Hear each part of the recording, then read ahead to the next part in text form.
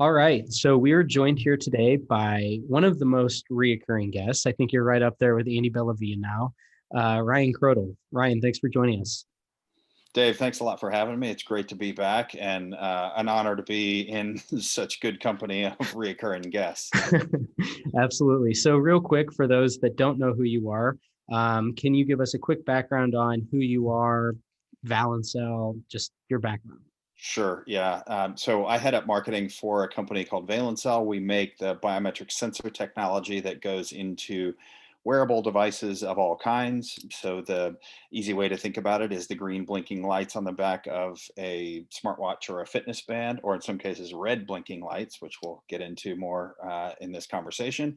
Everything from smartwatches to fitness bands, earbuds, even hearing aids and other health and medical devices as well. So we build the sensor technology and do all of the advanced R&D and tech development, and we provide that technology to the device makers, help them integrate in that technology into whatever device they're building, and then let them go to market with a successful product. Awesome.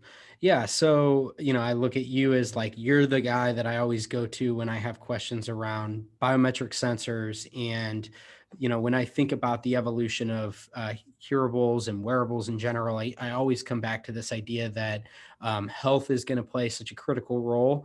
And, kind of at the root of that movement are the sensors that are being deployed to capture those different metrics. So, Valencell is a company that actually makes these things. And Ryan's been working there for quite some time. So he's very, very knowledgeable about this. And so when the news broke last week about the Apple Watch Series 6 and the new, basically the blood oxygen sensors, that are going to be embedded inside of the new Apple Watch, I immediately went to Ryan. I was like, can we get on the podcast and go through what this means? Because again, I just think this is a super interesting path. And before we really even kick things off, I wanted to read a quote from a article that Horace Dadu wrote. So people that are familiar with Horace, he's at Asimico on Twitter. He's just a really, really knowledgeable Apple analyst, and I think that a lot of what he says really resonates. And I think what this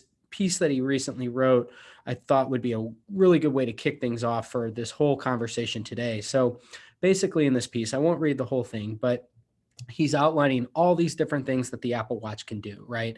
The watch can track all physical activity and provide motivational reminders to meet daily goals. The watch can monitor exercise with precision and provide data that helps you improve your performance.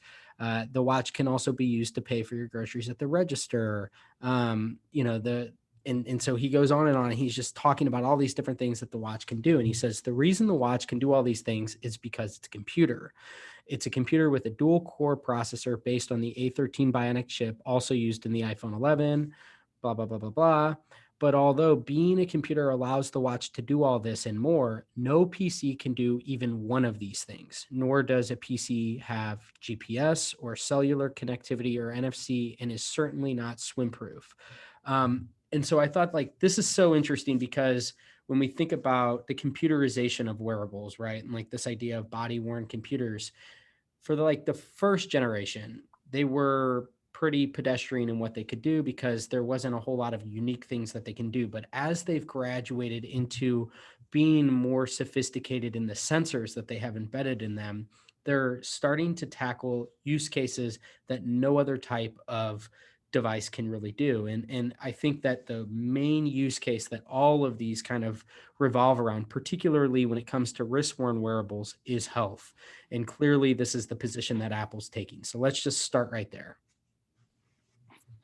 Yeah, well, very clearly at a macro level, there's this convergence going on of consumer wearable devices and traditional health and medical devices. And Apple and others are certainly leading the charge from the consumer side of things in becoming personal health devices, if not outright medical devices.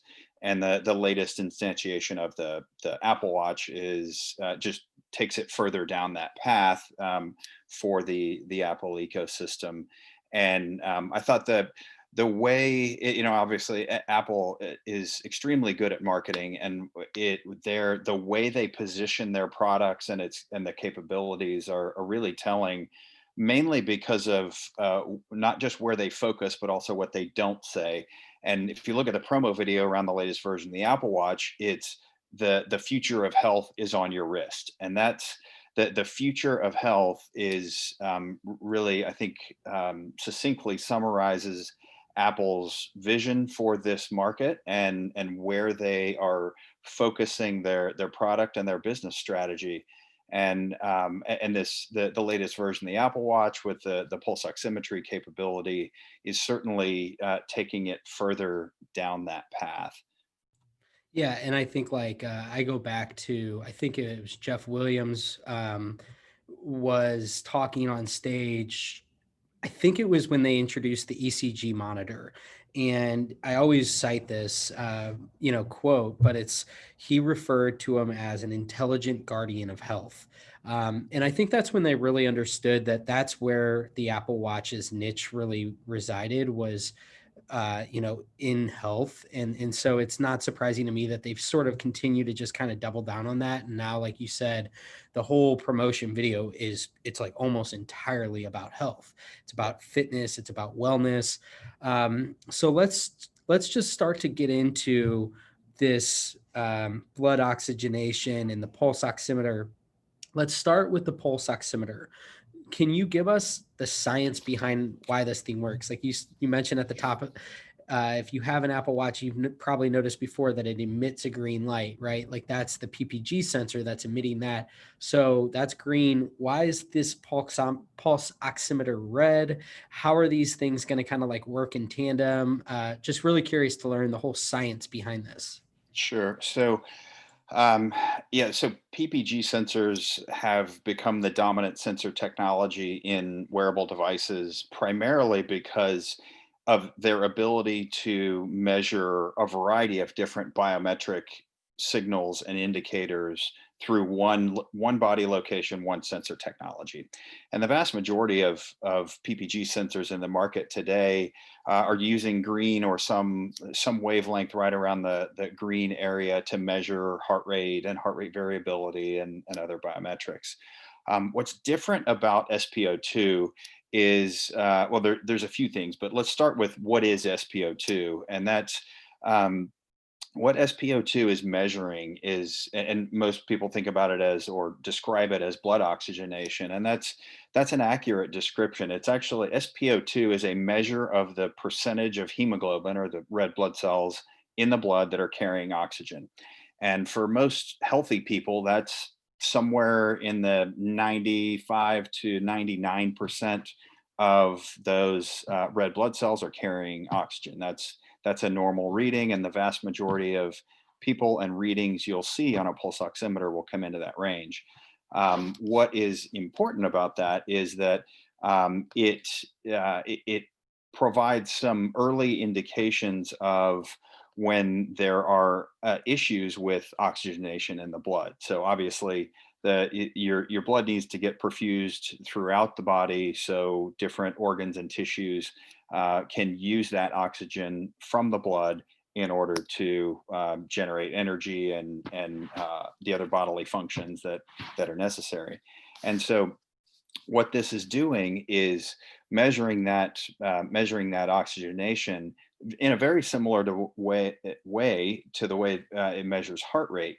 But the reason it's using red, and actually what you don't see, is it also uses infrared. Every SpO2 sensor uses both red and infrared. And that is a way, it's a mechanism to measure the oxygenation in the blood based on the different absorption patterns, because the oxygenated blood uh, absorbs light in different ways than deoxygenated blood. So a blood that's already either has not picked up an oxygen or has already dumped its oxygen where it needs to go. And so the different absorption patterns between the red and infrared signals give you an indication of that blood oxygenation that can then be turned into a percentage of, through algorithms, can be turned into a percentage of hemoglobin that's actually carrying oxygen. And so that's essentially what's going on there. The interesting thing, and the reason this has been able to be added to wearable devices now. First of all, this has been around for many decades and goes. Oh, did you? No, I Was was there a just saying, question there, yeah, Dave? like, no, I'm saying pulse, like for the Yeah, finger. like the finger clips. Yeah, exactly. And they're still used in hospitals and healthcare facilities. But that technology goes way back. Actually, it originated I believe, in the 40s. But for the first large scale commercializations were in the late 70s and early 80s. And later into the 80s, it became the standard of care in hospitals and healthcare facilities.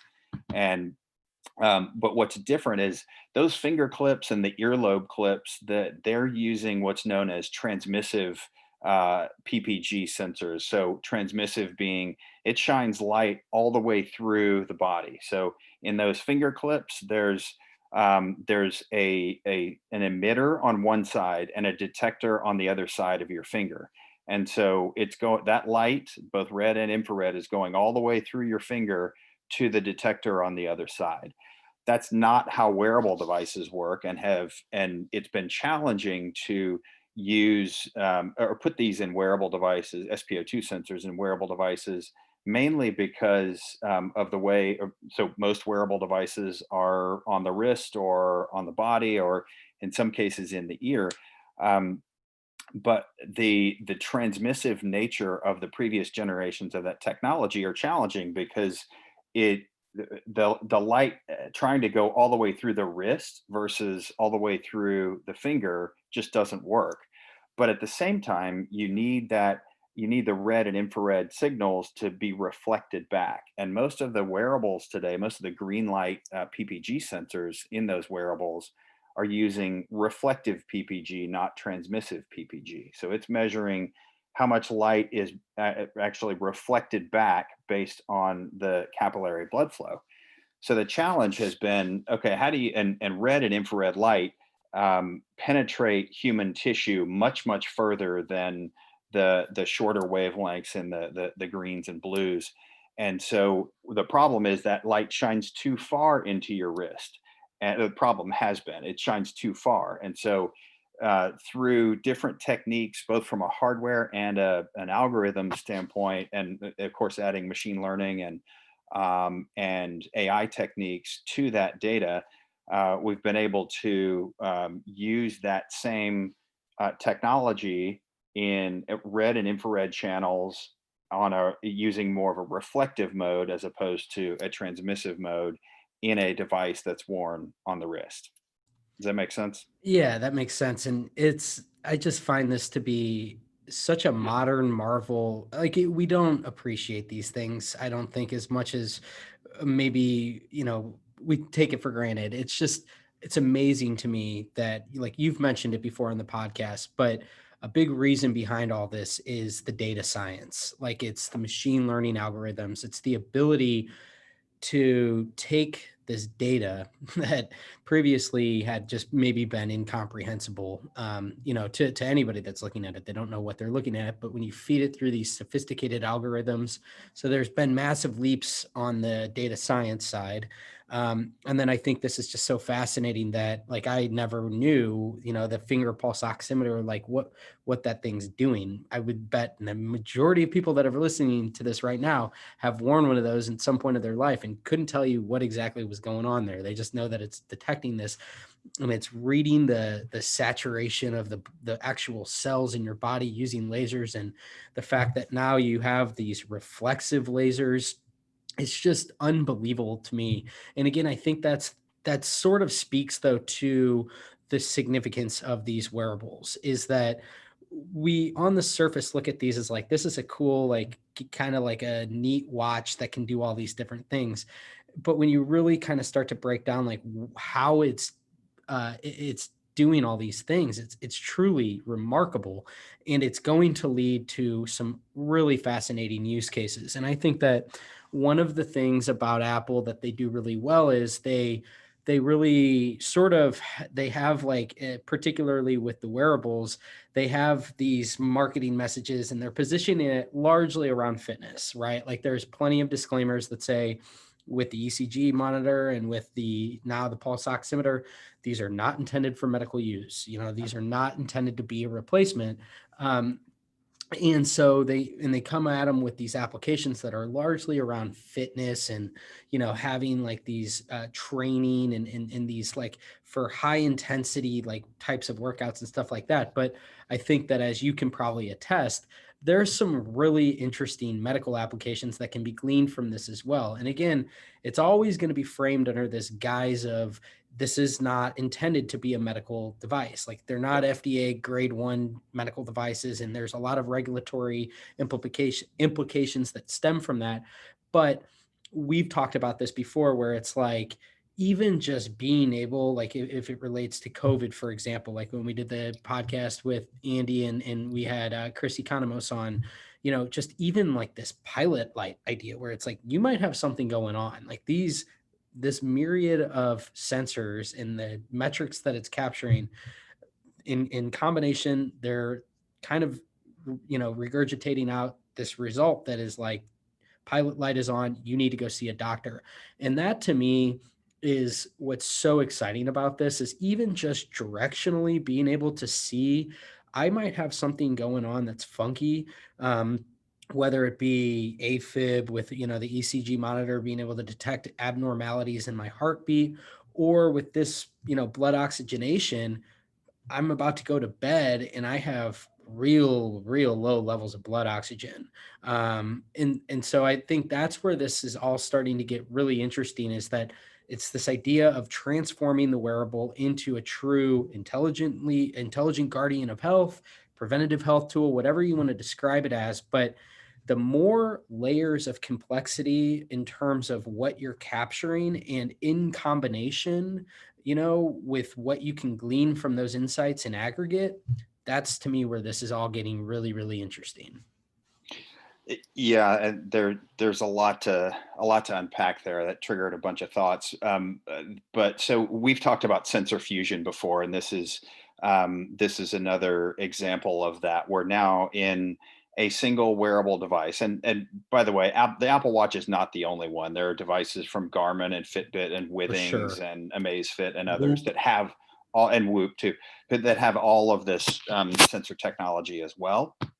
Um, but this is a good example of how you can start to triangulate an individual's personal baseline in understanding what their average blood oxygenation levels are, what their ECG looks like, what their resting heart rate looks like, what their activity levels are. All of these things, and to your point earlier, the all in a body worn device that is now a computer on your wrist or in your ear or on your arm, wherever it might be, that has all of those capabilities to be able to establish that personal baseline.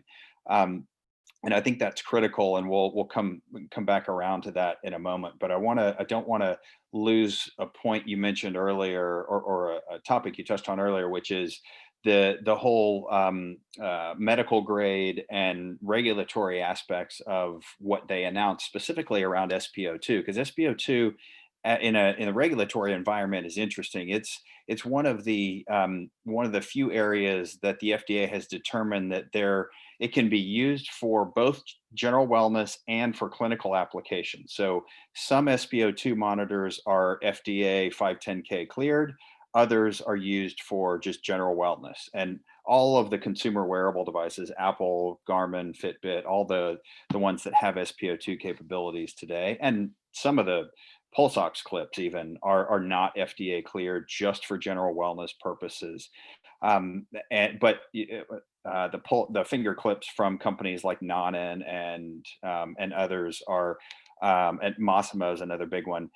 Those are all FDA cleared 510K devices that are primarily used in hospitals and healthcare facilities, in surgery centers to track pulse ox under anesthesia, that kind of stuff.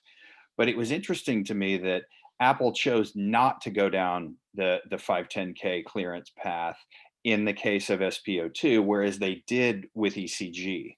And so that tells you a lot. But what they, if you looked at the announcement, it was where it is not FDA cleared. That SpO2 is general wellness, but we've announced three different partnerships with medical research Right. institutions to study the efficacy of this technology in this watch in certain use cases. So they've essentially gone, I won't say they've gone around the FDA, but in this case, they've said this is a general wellness device, Mhm. but we're partnering with these medical research institutions to demonstrate the efficacy of the technology in medical use cases.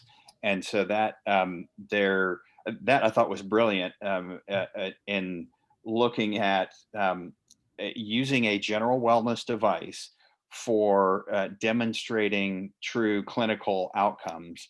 And I'm excited to see how those turn out, and with other devices, not just Apple devices, in the market as well, because you're starting to see more and more of this where consumer general wellness devices are working with medical research Yep. institutions to demonstrate the capabilities and the efficacy of the outcomes that these devices can help accomplish. And before you lose your train of thought, because I want you to continue on with what you're saying, but I just want to interject really quickly because I think it's a point worth making, which is that I know that I can be a bit of an Apple fanboy sometimes, and sometimes you got to give credit where credit's due. This is extremely important that Apple developed Research Kit, because by doing so, they now have this amazing sort of like conduit into different research facilities, whether it be universities or all these different like medical facilities, and they can, just like you said, they can kind of skirt the FDA in a way where they can go and they can say, well, this is a consumer grade device, and we're going to work with all these universities through Research Kit, which is basically their API that they can feed all this data in such a way, and they can basically legitimize their device through those studies. I just want to point that out because it is something that only Apple would is doing, and it's something that you're seeing the fruits of a kind of a more obscure, kit, that I think the one of the primary reasons behind Research Kit is so that they can kind of further legitimize the medical applications of their wearables. Yeah. Oh, absolutely. And that's one of the biggest barriers to adoption of wearables as medical devices or within the daily standard of care for medical practitioners is the demonstrated evidence and peer reviewed science around the outcomes that these wearables can help deliver. And that's what Apple and others are doing now, is taking these devices, putting them into clinical trials and research studies, and just getting them deployed widely out in the field, where they can do their own research on how these devices are actually being used around activities of daily living with people who have different health issues they're dealing with, and how these devices can surface insights around those health issues as an early warning sign to be able to help them get care more quickly and hopefully more effectively, to be able to head off a potentially dangerous disease or health condition before it gets past the point of no return. So let's get in a little bit about what we can actually glean from these metrics. I know blood oxygenation. There's also some different implications I think this has with VO2 max. So can you speak to, from a fitness standpoint, what we might be able to, like what kinds of things you can learn from this and how that's relevant to athletes all the way down to just people that are wearing the watch and not super active. And then I want to get into what are some of the different potential medical applications that you can glean from, say, medical grade pulse oximeters. I'm curious to just kind of break down some of the different things that you can garner from this. Yeah. So let's stick with SpO2 for a moment. Most of that. So I mentioned the clinical uses mostly in surgery and tracking oxygenation under anesthesia, so they can titrate the dosages of the anesthesia or the ventilator or whatever it might be. That's more in clinical applications. In the consumer general wellness applications, the not for medical use applications, most of that is around respiratory conditions. So things like asthma and COPD. You'll see a lot of asthma and COPD patients carrying around the pulse ox clips to try to head off or get an early warning sign of an asthma attack or a COPD complication. Another big area is around sleep apnea. So with sleep apnea, you see severe drops in blood oxygenation because you literally stop breathing, and as part of that's the condition of sleep apnea. So that obviously drops your blood oxygenation, and so this is again a way to see early warning signs of sleep apnea that can lead to some much more serious health conditions. And then, of course, in the context of this pandemic environment we're in now, there's the use of SpO2 monitors as again an early warning sign for respiratory conditions, whether it's pneumonia or flu or something more severe like COVID, to be able to see some indications where a lot of people, particularly with COVID, don't show any symptoms or any signs, or if they are, they're very mild. But when you look more deeply and have the ability to look more deeply with something you're wearing on your wrist anyway, that can give you some of those early warning signs that can indicate something is going on. And again, back to that personal baseline. When there's a deviation from that baseline, you may not know exactly what it is, and the watch or the wearable or the hearable is at least for the foreseeable future not going to be able to diagnose what's going on, but they can at least provide a warning signal to say, hey, you need to check into this because this is a deviation from your baseline that indicates something is going on. So look deeper, figure out what's going on here, and then take action to avoid that. The capability around atrial fibrillation and Mhm. arrhythmias that's been around now for a few years with wearable devices is a good example of that, where the watches use, or the wearables use the PPG sensor to track irregular heart rhythms, and then trigger someone to take an ECG reading to get a higher acuity reading of what's actually going on, whether that's through the device or at their doctor's office.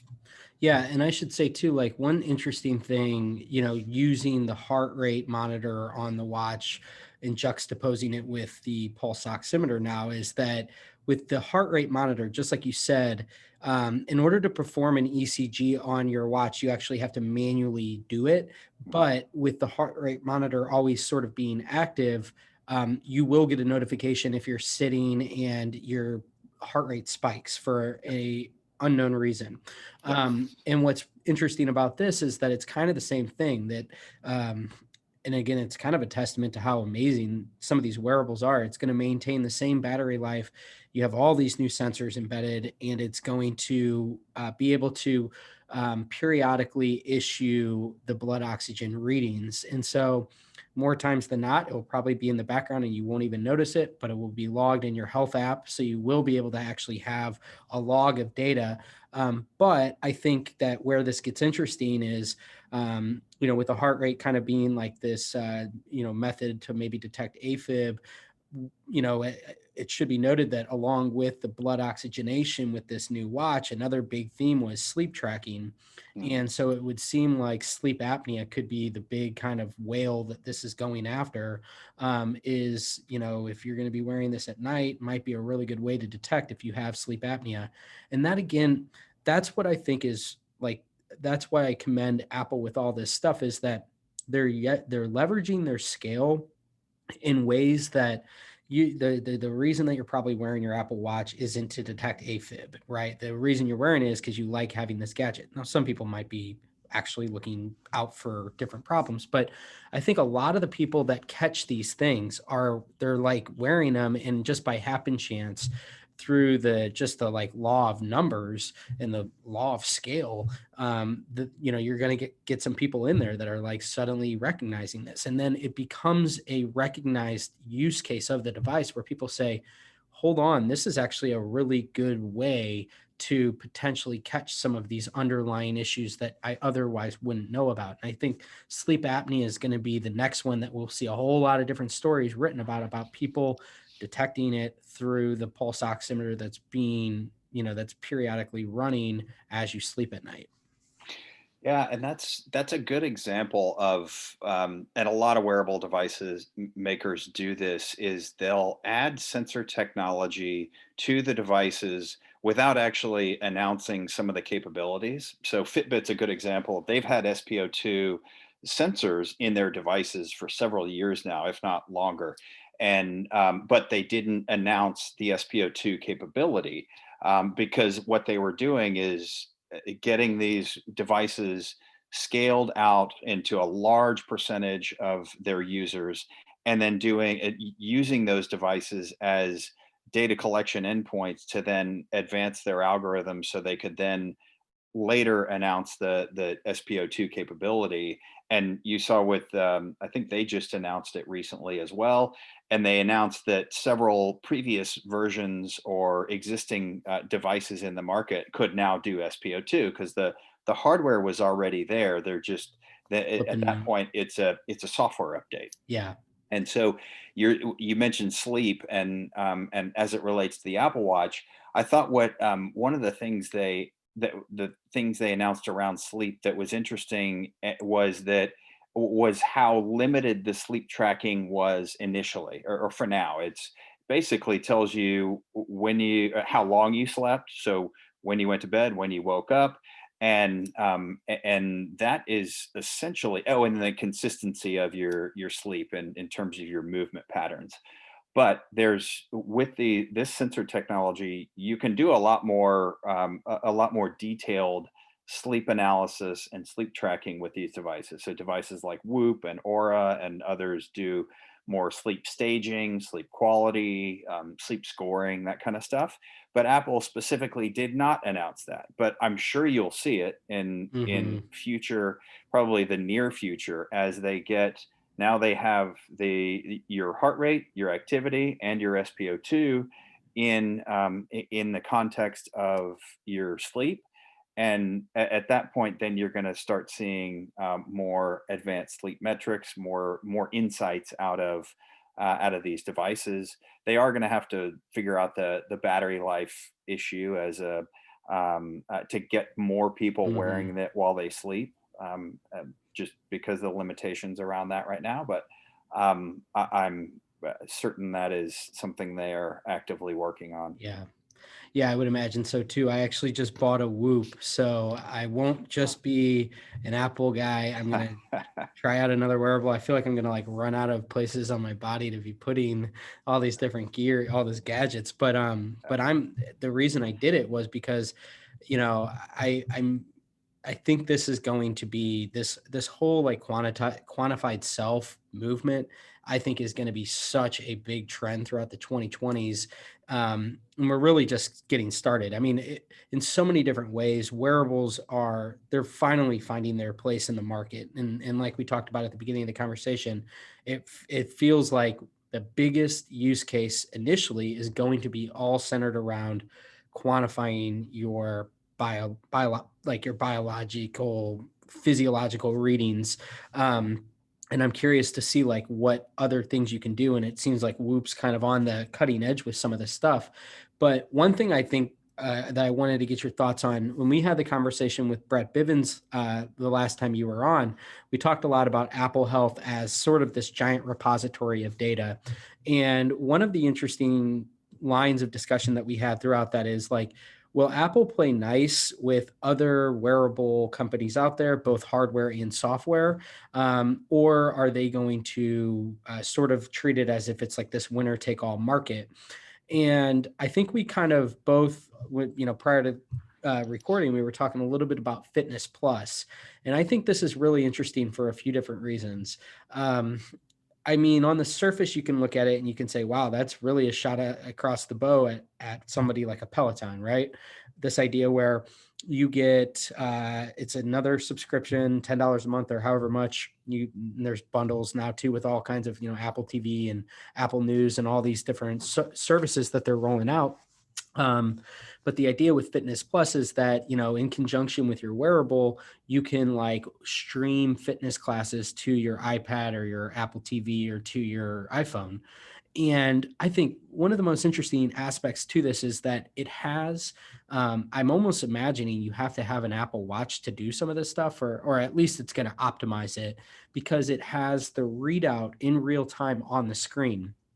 And I look at this and I say, that is the type of feature that I think is extremely compelling to people. And again, if you only have, you have all these different, like you have the mirror, you have Peloton, you have all kinds of these new interactive workout applications that are super computerized. Um, the missing ingredient, I think, for a lot of those is like, what's my body actually, how's my body responding to this workout? Like, I think that's going to be for fitness nuts in particular. I think they're going to be really intrigued of like real time, like how many cardio or how many calories am I burning, and as much of a robust output as they can have in terms of how their body's responding to the workout that they're doing.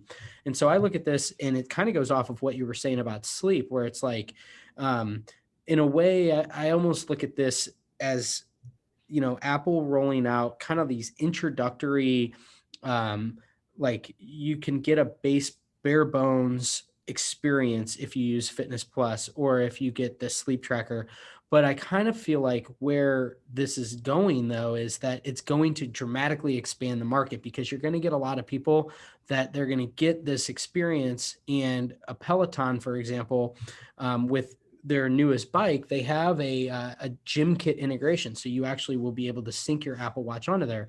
And so I think that where we might end up seeing this go is that rather than really being a competitor with somebody like a Peloton, I kind of think that where the Apple Watch really fits in with a company like that is it's like a addition. It's like you can add your Apple Watch to the Peloton experience in the same way that with Fitness Plus, you can get this overlay with your, how many rings you've closed and active calories and what my blood oxygenation looks like, all these different metrics overlaid on top of my Peloton ride. It seems like that's going to be really, really intriguing to these people. So for me, I'm not sure if I view Fitness Plus as a competitor as much as I look at it as a way that Apple is trying to introduce more people to. Here is how you can sort of overlay the wearable data on top of a workout. And I think that's going to be really compelling to a lot of people. And I'll be curious to see if that makes its way into like these third-party integrations that seem to be on the roadmap as well. So what are your thoughts on Fitness Plus and how it relates to the third party economy, but also with, the wearables that Apple has? Yeah, I agree with you. It is not a threat to Peloton at all. In fact, that's probably one of the best things that could have happened to Peloton, other than a pandemic, which obviously helped their business quite a bit. Right. But I say that only half jokingly. If there Yeah. is a silver lining or any silver linings of the pandemic, that may be one of them. Hmm. But so I see that as drastically expanding the market. Look at what the introduction of the AirPods did to the hearables market. It 100%. drastically expanded. It was huge growth for Jabra and Bose and others as Apple And introduced hearing the AirPods aids. and hearing aids as well. Yeah, exactly. So this is very good for Peloton and Mirror and Tonal and all of these companies, because I agree they're more at the high end, and they'll feed all of that data back into Apple Health, and Apple gets what it wants with being that health repository. Where I think it is extremely threatening, and not just Fitness Plus, but just the broader trend of working out at home in general, is to the large gyms and any of the in-person workout facilities, where I've seen numerous studies now that say somewhere between 30 and 50% of gym members have no plans to ever go back to a gym. They're Hmm. going to work out at home, and it's driven by obviously the pandemic was a big driver behind it, but it's been enabled by capabilities of companies like Peloton and Mirror and Tonal, and of course now um, Fitness Plus. And so there's that element of it, but it's also an element of what these companies are doing is they're moving towards becoming using wearable devices and sensor technology, and of course the analytics that go on top of that, to really demonstrate how that workout or that service or that capability is impacting an individual's fitness and health. So you can point to, okay, I did these 10 workouts over this month, and my resting heart rate dropped, and my activity level went up, and you've got metrics now to show, okay, what I'm paying for a Peloton is worth it, because look at all these different metrics that are improving, and that's not possible without certainly the wearable devices and the sensor technology to go along with the fitness services, and that's not something that historically gym chains or many of the in-person workout businesses have ever thought about, or really ever focused on, I guess I should say, is demonstrating the impact that they're having on their members. And that's something that these at-home workout services and products are really really moving towards and excelling in. That is that is an incredible point that you just made, and you're right, because you're like, by making the data something that is directly tied to the work that you've put in.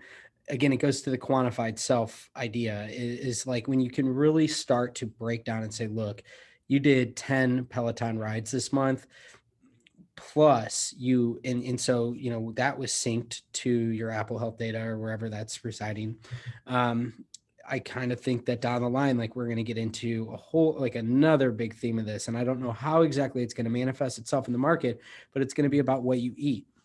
It's Oh going to yeah. be, I don't know exactly how that's going to get registered, but again, I think that it's going to be this idea of, for so long we've been, you're told things like, you shouldn't do this and you shouldn't do that, this is healthy for you, but we know that we're all, like, so different. And so I really, again, I keep reharping on this, but I think that one of the big things across this next decade, as we become more enabled through things like wearables, the sensors, the data science that makes sense of all this data, the repository which holds all this data, the integrations of how the data can, flow in different directions. I think that it's ultimately going to just kind of come down to the same conclusion, which is we're going to just be a whole lot more intelligent about the way our bodies respond to all the different things that we put our bodies through, the way that we sleep, the way that we eat, the way that we work out. And so people, I think, they're going to become obsessed with this. I think there will be a subset of the population that will become absolutely obsessed with this, in the same way that we always have people that are obsessed with diets and exercise and everything, CrossFit, you name it, these different things where it's, I just think that there's such a massive opportunity that's really, we're on the very early stages of. And I think that this whole idea of, each year, in the same way that we've been conditioned to expect a new iPhone with all the greatest innovation around cameras and stuff like that, we should expect the same sort of trajectory, but it's all going to be built around health. It's all going to be built around these new types of insights that you can capture and allowing for a more robust data set that you can ultimately glean more types of insight from. Couldn't agree more. Very well said. So let me just ask you as we wrap up here, if you're looking through your crystal ball, where else is the low hanging fruit right now? I hate to use that term. I know it's like the most jargony term, but where is like the things that you think are, I mean, I feel like if I would have asked you last year, this probably would have been one of the things that you would have cited. I think actually you did in one of the different conversations we've had previously. But I'm just curious, like what else should we kind of should be on the radar, whether it be from a software standpoint or a hardware standpoint? What are some of those things that are more or less breakthrough innovations that are happening that are actually now feasible to put into a consumer device? Yeah. So, Without giving away too many of the secrets. yeah, I can't go too far down that path, but I can say in general, where this is going is, and you're starting to see early signs of this with now some of this more advanced sensor technology, but the wearable sensor technology providing deeper insights into how your body is responding to whatever you're putting it through. And so that means more advanced metrics and more of and when I say advanced, I mean more deeper insights from a clinical or a medical perspective on your true health and fitness level. And so that's gonna come from a variety of different sensor technology, but also pulling more metrics and Yeah. more insights out of the raw sensor data that's coming into these devices today. And so you take that raw sensor data and start applying machine learning and advanced AI techniques to the large data sets that are out there. So you now look at there's hundreds of millions of wearable and hearable devices out in the marketplace Hmm. today, still in use, and that number is continuing to increase.